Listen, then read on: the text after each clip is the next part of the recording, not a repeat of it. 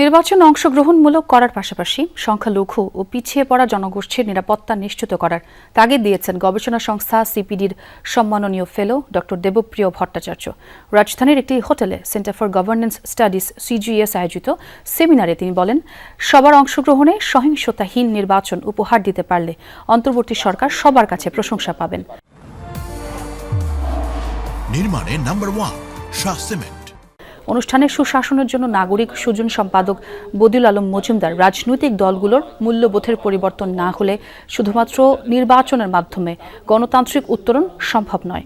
সেমিনারে ধর্মীয় সংখ্যালঘু, আদিবাসী সম্প্রদায়, পিছিয়ে পড়া জনগোষ্ঠী ও তৃতীয় লিঙ্গের ভোটারদের অংশগ্রহণ, রাজনৈতিক প্রতিনিধিত্ব এবং ন্যায় বিচারের সুযোগ নিয়ে গবেষণা প্রতিবেদনে তুলে ধরা হয়। নির্বাচনের আগে ও পরে যেন সংখ্যালঘু সম্প্রদায়ের কেউ সহিংসতার শিকার না হন, সেই দিকেও নজর রাখার তাগিদ দেন উপস্থিত বক্তারা। ওনাদের যেটুকু সক্ষমতা, যেটুকু সম্ভাবনা, তার শেষ সীমায় চলে এসছে।